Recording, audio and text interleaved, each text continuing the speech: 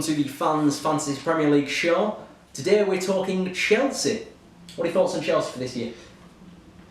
They, in terms of real life, new manager Lampard, I think they'll do alright. I think he'll aim to win like a League Cup or an FA Cup. In terms of FPL, they are a nightmare. Yes. Because all of their players are around 6-7 million. They have no star player. Correct me if I'm wrong. Yeah. I don't think they have a player over 8 million. You know, that was, I'm not sure about that, but that was the big thing that I was going to bring to the table. Obviously, I'm doing most of the graphics. Everything. And I was thinking of star players. There's no Aubameyang came to mind for Arsenal. Kane for Tottenham. Kane for Tottenham, you know, Shane Duffy. Hazard's gone now. Hazard is gone. Who is their star I don't player? think we need to check this. We'll put it in post edit if we're wrong, but I don't think they have a player over 8 million. Let me see who they do have. They've got Pulisic at 7.5, Barkley at 6, Mason Mount at 6, Willian at 7, Loftus-Cheek at 6.5, Abraham at 7, Giroud at 7.5, Batshuayi at 7. They are just a nightmare because not only do you sit there and go, who do I pick out of all them? Who do I pick? Not only do you do that, but who does Lampard pick? Yeah. You're not just contesting with who you think's the best, you're contesting with Lampard's rotation. It's almost similar to Pep's rotation with City's midfield. Yes. Who do you pick? But I mean, the thing is, we've not seen Frank Lampard in charge of Chelsea yet. We don't know. Well, we know he'll pick Mason Mount.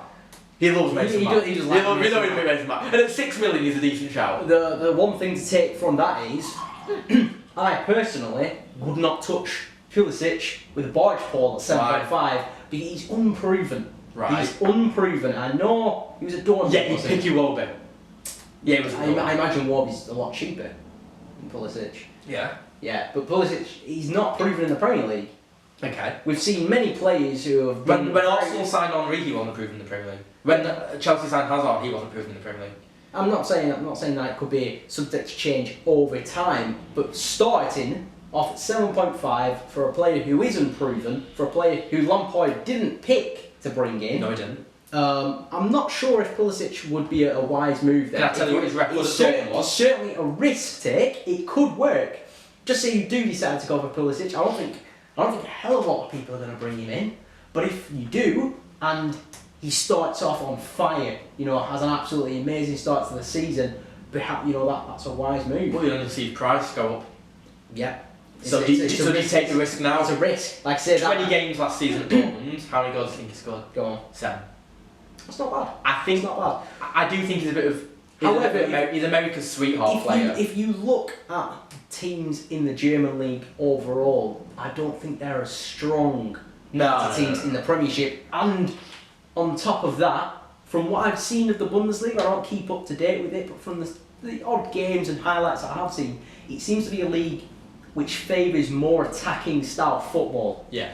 So an attacking player for Dortmund could tear a team like Freiburg or whoever apart, whereas a player like Pulisic couldn't go and tear Burnley apart. I can't see him going against Burnley. Well, the physicality of teams towards the bottom of the table, I think are going to be too much for a player like Pulisic. We've talked about this before about players being great players, but they aren't point winners. And N'Golo Kante's Jorginho. Yes. They are point winners. They're the ones we would suggest to stay away from. But Cam, I'm going to push you.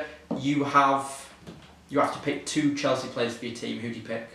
I'd go towards the back. I'd lean towards the defenders, to be honest. Azpilicueta at 6. You've got Emerson at 5.5. Alonso at what? Like 6.5? 7.5? Alonso had a great start to the season. Alonso drove you absolutely crazy last season. It's what gave me the lead for the first few weeks in our head-to-head. Having Alonso in there, but he did peter off towards the end of the season. Yeah, I don't rate him this year. I think he's priced too. I think he's 6.5. I think Azpilicueta is a good one. I really do. I think how much was it? 6.5? No, 6. 6. I don't think that's a bad price. I really don't. For a player of his quality, he's going to be the captain. He's going to be the leading man. I think he in that team, he's probably going to be one of the older players, one of the more experienced players. Even though I think he's just about 30. Maybe a little bit older. I tell you what. A risk. If you want to take a serious gamble, guys, he's injured. Yep. Buy Hudson-Odoi now. Hudson. Put him on your bench. He will play every single game for Lampard. get him now before the price rises. I agree with you. I agree with you there.